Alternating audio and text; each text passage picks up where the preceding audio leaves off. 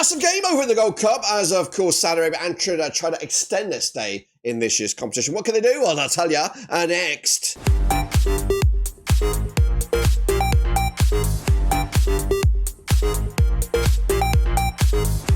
That's right, folks, back once again with another video today with previewing Saudi Arabia taking on Trinidad Tobago over in the Gold Cup. A win will do it for both of these two sides. A draw could just be enough for Saudi Arabia. What am I talking about? Well, I'll tell you in a second. Of course, big shout out to the members, big shout out to the patrons. You know who you are. And again, if you're new, your one-stop shop for Gold Cup Blackburn Rovers is right here, guys and girls. We're going to get into it right here, right now by previewing the match coming at you. First and foremost, guest nation, Saudi Arabia, qualified, of course, by being the invited guest. They secured the spot back on the 19th of December, 2024. They've never been here before. They've had a good time so far. They're currently ranked 58th in the world, according to FIFA. My expectation was a semi-final berth, and at the moment, they're looking okay for that, but I may have to contradict myself here with this prediction, of course. Nawaf Al-Aqwi competing alongside Ahmed Al-Khazar for the number 1 jersey, Al-Jami at there, Hassan Kadesh, Al-Majazi as well. Moving forward, the likes of Fashid Al-Jamani, Mohammed Al-Sayed, Ali Al-Hassan as well. Moving over up there, Maran Al-Washafi, linked with Blackburn Rovers, Salih Al-Shahiri as well, also competing for starting spots. But this is the lineup we could see. Akwakwi between the sticks, Al-Boshal, Kadesh, Al-Amari, Abdurhamid, Al-Jahani, Al-Hassan, Al-Gahami, Al-Hamami, Al-Shariri, and Al-Shafi up top. This is, of course, the teams that they've been playing so far.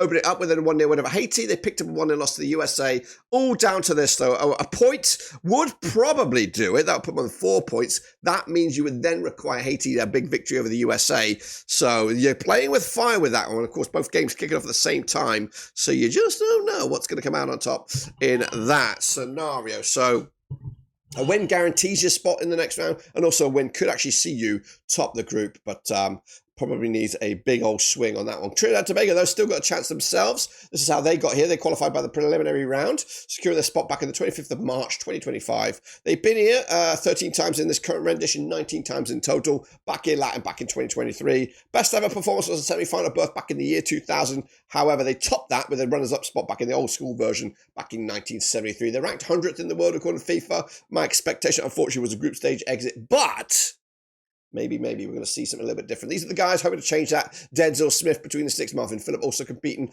Jovan Jones at the back with Rio Cardenas, Isaiah Garcia. Meanwhile, moving forward, Dante Seeley, Kevin Molino, Nathaniel James there. We've got Wayne Frederick up top, Liver Garcia, Isaiah Leacock there, Callum Thomas as well. But this is the lineup we should see. Phillip between the sticks there, a back five of Garcia, Bateau, Jones, Garcia, and Powder. Moving forward, Spicer, Phillips, Molina, Fortune, and Lee up top. This is the resume so far. They did open up their campaign back in June there with a loss to Costa Rica in the World Cup qualifiers. They did lose again to the USA quite convincingly. They bounced back with a 1-1 draw against Haiti. A game, realistically, they should have won that one, but ultimately they missed an opportunity. They've got a massive goal difference. So this is the scenario they've got. They've got to win. They have to win. A draw is not good enough for Trinidad Tobago, and they hope the USA beat Haiti. That's the scenario. USA probably will beat Haiti. I would imagine that. Trinidad, a 1-0 win would be enough to get themselves through to the knockout stages, of course. Saudi Arabia, how interested are they prolonging their stay in the United States? Well, they might be because of the ramification for next year, of course, the World Cup. Get familiar with it. But anyway, coming out to the Allegiant Stadium, Saudi Arabia under Hervé Renard, just 1 win the last 3, up against Dwight York under Trinidad Tobago, just 1 win the last 6. They played each other twice since 2013, 1 with a piece. Of course, Trinidad winning a 3-1 win, as did Saudi Arabia, 3-1 win. They both scored 4 goals against each other, picking up 2 goals a game on average. That's, of course, going back to 2013. But coming into this one, they have played, the bookies have 9-2 on for Saudi Arabia, 9-1 is your Trinidad, 11-2 is the draw. Bookies also go with Saudi Arabia, 72% leaning that way. Trinidad just 23%. The draw is at 5 at the moment.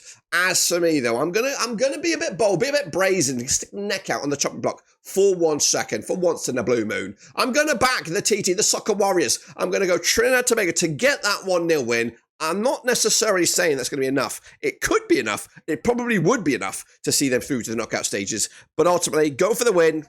And then fingers crossed the USA do them a favour and they could join them in the knockout stages, because otherwise you're going to have to, it might be a draw in the other game, or who knows. It would require, I think, a Haiti victory to knock Trinidad Tobago out. But I'm going to back my Soccer Warriors. 1-0 win, surprise win against the powerhouse in this regard, in this tournament of Saudi Arabia. Let me know your thoughts and opinions as we look forward to it, as we get closer to, of course, those knockout stages.